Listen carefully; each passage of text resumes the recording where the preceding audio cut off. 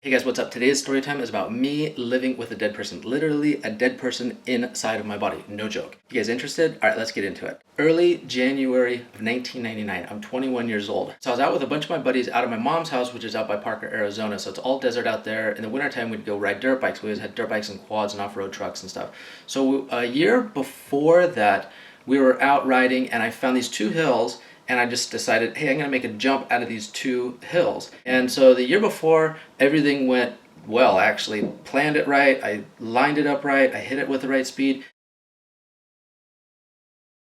This time around, we went back to the same place we were riding, and I thought, okay, cool, like I'm gonna hit the same line. This time, I hit it even faster by accident. So as soon as I got closer to the jump, and I was like right about to take off, I realized I'm going way too fast for this. This is not gonna be good. But at that point, like you can't do anything. You're going that fast, you can't slow down, you can't just turn, you can't do something like that. So I just hit it, and I went off totally straight, totally fine, and I was flying through the air and going and going.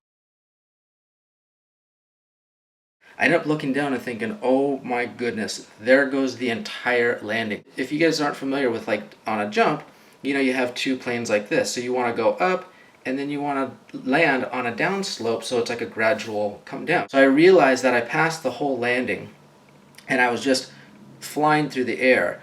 And I knew I was just going to land really, really hard, and I knew I was going to land in complete like flat ground, but there's nothing I can do about it.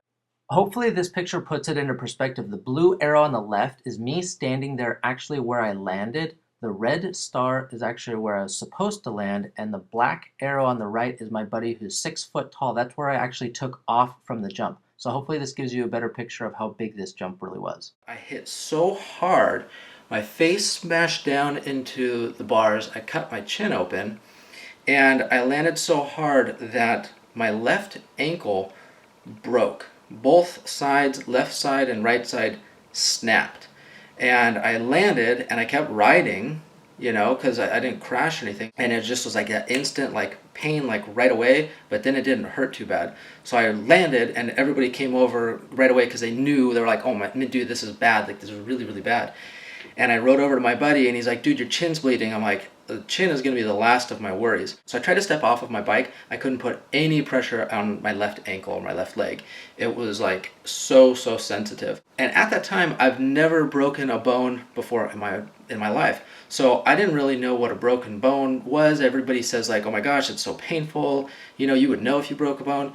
So at that point, I'm like, okay, I guess I just sprained it or, came down on it hard or something like that because, it's not in pain, I just can't put pressure on it. At that point, I was done riding, I was kind of like shaking a little bit and stuff, and we decided to ride back to my mom's house. I was able to take my boot off, no problem, and like I said, most of the time people are like, no way, you'd have to cut it off, it hurts so bad, you can't even move it. So I'm like, okay, well, I don't know, it's probably just sprained. I think it wasn't until the next day I went to the hospital, like the local hospital, to go in and get x-rays because it wasn't getting any better, it was getting really swollen. And when I went in, they just looked at me and they're like, dude, you have to go back to LA. This was when I was living in LA. It's like, you got to go back to LA. You're going to need full-blown surgery. There's no casting this thing. And I was like, what? What are you talking about?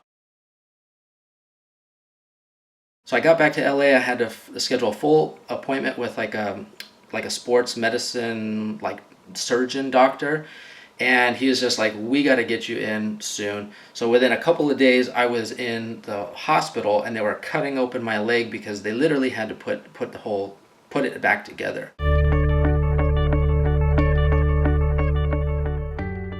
What ended up happening on my ankle on the left and the right side, one side completely cracked and the other side cracked but like smashed down. So there was like kind of like particle like bone pieces and stuff. So what they ended up doing was on the one side, they put 2 screws to hold the cracked piece at the bottom, and then on the other side, they ended up putting a plate that runs down the side, putting 5 screws in and putting a cadaver bone in between the bottom of my ankle and the other part of my bone because it was just kind of like crumbled out, there was nothing there. So I have a total of 7 screws and a plate on the outside. So I'm going to show you guys my x-rays here. So here's my foot down here and my foot down here. This right here, you can see here's screw 1, screw 2, and then if you look closely, this part down is my regular bone.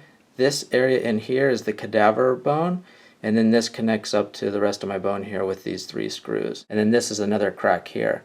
So there's a crack right here that kind of goes along here, and then you have the crack that cracks right there. There you go. You can probably see it a little bit better now. I'll show you the scar on my ankle now, which is kind of faded away, and then also the difference between my two ankles. I guess it's a good thing I'm not a chick because my ankles would not look very nice, you know, at all, especially if I was wearing heels. Here's my ankle on the inner side. You can see this is where the scar comes down here, and it kind of wraps around.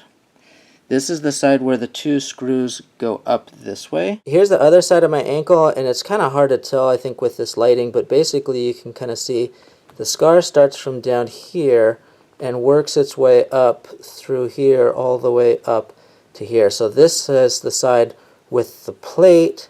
So I have a little piece of my bone and a little cadaver bone here, and then this connects up to my regular bone with a plate up here and then 5 screws going up. You can kind of see the difference between my two ankles. This one's my bad ankle, and then this one's my good ankle. So as far as sensitivity, I know probably a lot of people think like, oh, is it really sensitive? When I first got it done the first few years, it was really sensitive. And it would really get sensitive to cold. If I'd go in the cold, like I could really feel it.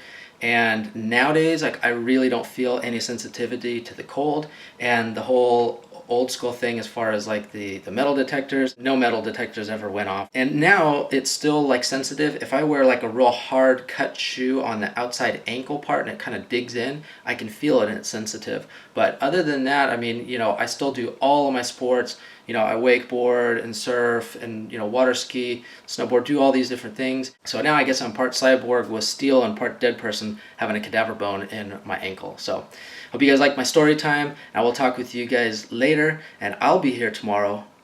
Will you?